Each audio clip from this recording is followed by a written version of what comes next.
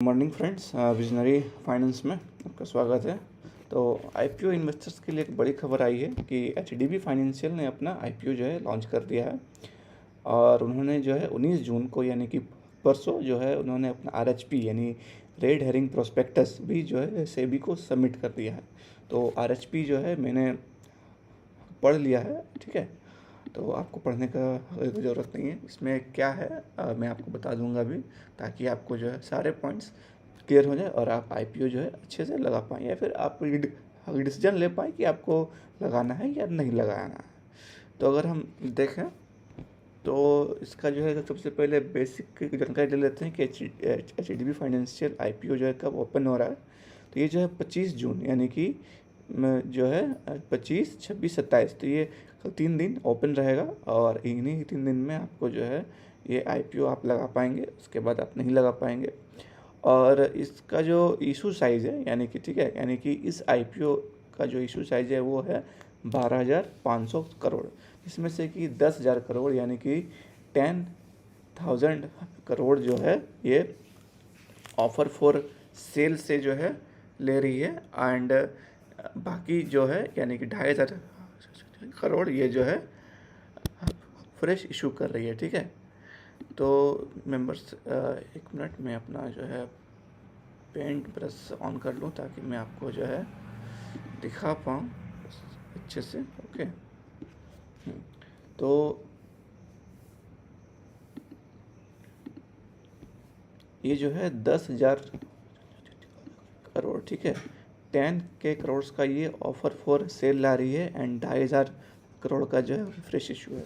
तो मेंबर्स, जब भी कोई आईपीओ लॉन्च होता है और उसमें ऑफर फॉर सेल जो है ज़्यादा रहता है as compare to fresh issue का, तो उसमें वो एक तरह का नेगेटिव न्यूज़ होता है स्टॉक, मतलब उस कंपनी के लिए। बट यहाँ जो है ये नेगेटिव न्यूज़ नहीं है। क्यों नहीं है? क्योंकि एज अगर हम इसको अच्छे से हम समझेंगे तो एचडीबी फाइनेंशियल जो है इसका पेरेंट कंपनी है HDFC bank, okay. And HDFC bank के पास इसका 94% स्टेक है। कितना? तो 94%। तो एज पर सेबी गाइडलाइंस, अगर कोई भी अपर लेयर एनबीएफसी कंपनी है, ठीक है, एनबीएफसी की कंपनी जो है 3 लेयर में होता है, upper layer, middle layer and lower layer. तो ये एचडीबी फाइनेंशियल जो है अपर लेयर एनबीएफसी कंपनी है। तो as per SEBI guideline upper layer NBFC company में जो है प्रोमोटर 75% तक स्टेक ही अपने पास ओन कर सकती है। बट यहाँ एचडीएफसी बैंक के पास 94% का स्टेक उनके पास है, ठीक है। इसलिए जो है एचडीएफसी बैंक जो है 10,000 करोड़ का ऑफर फॉर सेल ला रही है। तो ये इस ओएफएस के बाद एचडीएफसी बैंक के पास जो है 74% का स्टेक जो है उनके पास रहेगा। तो मतलब एचडीएफसी बैंक ने उतना ही ऑफर फॉर सेल लाया है जितना कि उनको रिक्वायरमेंट था, ठीक है। तो इसीलिए ये उस तरह का नेगेटिव न्यूज़ नहीं है। तो इसमें आप जो है देख सकते हैं कि इसमें शेयर होल्डर कोटा जो है इसमें आपको देखने को मिलेगा 35%, क्यूआईबी कोटा 50% और एचएनआई कोटा 15%। ये जो है सब में जो है जितने भी आईपीओ आते हैं मैक्सिमम टाइम इसी तरह का जो है कोटा बनाया जाता है। तो मेंबर्स, उससे पहले मैं आपको बता दूं कि ये जो है बुक बिल्ड इशू टाइप है, मतलब ये आईपीओ जो है बुक बिल्ड इशू टाइप है। देखिए मेंबर्स, आईपीओ जो है कोई भी कंपनी जो लाती है वो 2 टाइप की होती है। एक होता है book build issue type and होता है फिक्स्ड प्राइस इशू, ठीक है।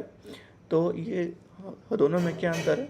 बुक बिल्ड इशू में जो है कंपनी जो है एक प्राइस बैंड लेकर आती है, ठीक है। जैसे कि आप इसमें देख सकते हैं एचडीबी फाइनेंशियल ने 700 से लेकर 740 का प्राइस बैंड जो है दिया है।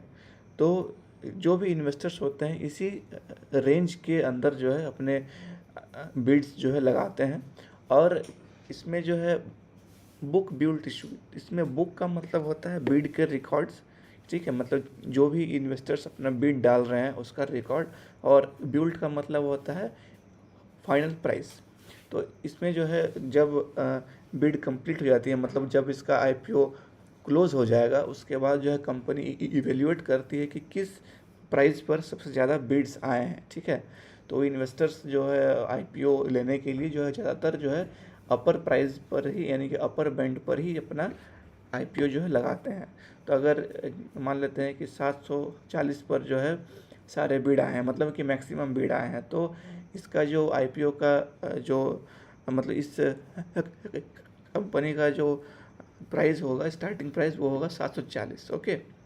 तो और जो फिक्स्ड प्राइस इशू है वो, उसमें क्या होता है, कंपनी एक फिक्स प्राइस बता देती है कि इस प्राइस पर ही हमारा आईपीओ जो इशू होगा और आप इसी में लगा सकते हैं, और वही उसका फाइनल प्राइस भी होता है। तो बस उस पर हम नहीं जाएंगे, उतना हम डिस्कस नहीं करेंगे उधर, ठीक है। तो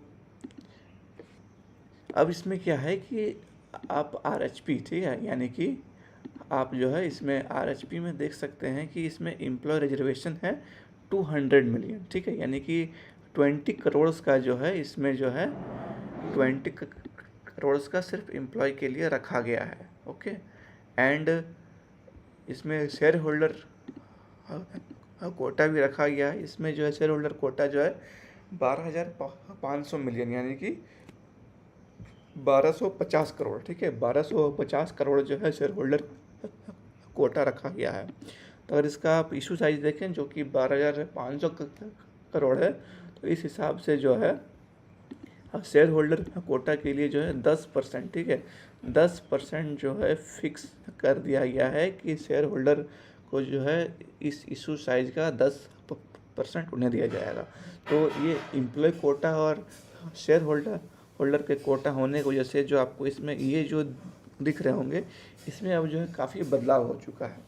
तो मेंबर्स, ये मेरा जो पेंट ब्रश है सही से काम नहीं करता है, पता नहीं को, और कोई अच्छा अवेलेबल भी नहीं है। तो अगर आपको इसके परसेंटेजेस लिखने हैं कि क्यूआईबी में कितना हो गया, एचएनआई में कितना हो गया, रिटेल में कितना हो गया, मेंबर्स आप कहीं लिख सकते हैं, ठीक है। तो मैं आपको बता दूं कि क्यूआईबी में जो है अब जो है 44.92% जो है हो गए हैं, ठीक है, और एचएनआई में हो गया है 13.4%, ठीक है, 13.4%, या मान लेते हैं कि 5%।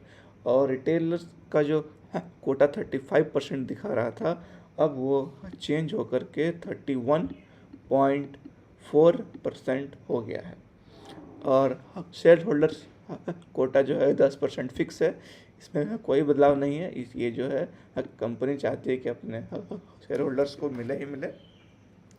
और जो बाकी जो एम्प्लॉय कोटा है जो कि 20 करोड़ है, जो बहुत ही छोटा है, इसलिए उसको परसेंटेज में नहीं देखेंगे, ठीक है। तो अब हम आगे बढ़ें तो हम देखें कि रिटेलर्स को इसमें जो है कितना अमाउंट लगाना पड़ेगा। तो इसमें जो है रिटेलर्स को मिनिमम एक लॉट जो है रिटेलर्स लगा सकते हैं, और उसमें जो है 20 शेयर्स आते हैं, ठीक है। तो इस हिसाब से जो है जो इसका अपर प्राइस बैंड है, यानी कि 740 रुपये, ठीक है, 740 इंटू 20, तो इस तरह से रिटेलर्स को मिनिमम 14,800 रुपये इन्हें जो है रिटेलर्स लगा सकते हैं। और रिटेलर्स मैक्सिमम कितने, तो 13 लॉट यानी कि 260 शेयर्स अप्लाई कर सकते हैं, जो कि होता है 1,92,400। बट मेंबर्स रिटेल कैटेगरी में क्या होता है कि आपको लॉटरी सिस्टम पर जो है आईपीओ जो है अलॉट होती है, ठीक है। कैसे, तो लॉटरी सिस्टम पर, तो लॉटरी सिस्टम पे अलॉट होने की वजह से अगर आप 13 लॉट भी अप्लाई करेंगे तो आपको एक ही लॉट जो है आपको मिलेगा। तो अगर आप चाहते हैं कि आपका अलॉटमेंट का चांसेस से बढ़े, तो अलग अलग डिमेट अकाउंट से अलग अलग डिमेट अकाउंट, बट उसमें भी अलग अलग पैन कार्ड, मतलब एक ही आदमी का पैन कार्ड से सिर्फ एक ही अप्लाई किया जा सकता है, ठीक है। तो अपने फैमिली मेम्बर्स के भी जो है आप डिमेट अकाउंट खुलवा सकते हैं, और उससे जो है आप आईपीओ अप्लाई कीजिए। और अगर आप एचएनआई कैटेगरी में अप्लाई करना चाहते हैं तो आपको मिनिमम 14 लॉट आपको अप्लाई करना पड़ेगा। तो इस तरह से आपका अमाउंट हो जाएगा 2,07,200 रुपये, ठीक है। और अगर आप एचएनआई कैटेगरी में आप चाहते हैं कि मैं मैक्सिमम मैं कितना लगा सकता हूँ, अगर वो आपको जानना है तो वो है 68 लॉट, यानी कि 1,360 शेयर्स आप इसमें अप्लाई कर सकते हैं, जो कि है 10,06,400 रुपये, ठीक है मेंबर्स। तो ये आपको अलॉटमेंट कब होगा, तो 30 जून को, ठीक है। अगर आप अप्लाई करते हैं तो आपका अलॉटमेंट जो है 30 जून को हो जाएगा। आपको मेल या मैसेज के थ्रू आपको जो इन्फॉर्मेशन आता है जनरली कि आपका अलॉटमेंट हो गया। और आपका अलॉटमेंट नहीं होगा तो 1 जुलाई को आपका पैसा रिफ़ंड हो जाएगा। और अगर आपको आईपीओ मिल जाता है तो आपका जो है हर डीमेट में 1 जुलाई को वो रिफ्लेक्ट हो जाएगा। और इसका लिस्टिंग डेट है 2 जून, ठीक है मेंबर्स। तो मेंबर्स, अब मैंने आपको जो है इस आईपीओ के बेसिक डिटेल्स जो है आपको मैंने दे दिए हैं। और अगर आपको इसके फाइनेंशियल्स जानने हैं कि ये कंपनी कैसे परफॉर्म कर रही है, क्या कर रही है, तो आप जो है वीडियो में कमेंट कीजिए। मैं जो है अगला वीडियो इसके फाइनेंशियल्स के ऊपर लेकर आऊँगा। और इसी तरह के अपडेट्स जानने के लिए मेंबर्स हमारे चैनल को सब्सक्राइब करें और शेयर भी करें अपने दोस्तों के साथ, ताकि उनको भी जो है हमारे आपको जो है लेटेस्ट जानकारी जो है मिलती रहे। तो आज के लिए इतना ही। जय हिंद।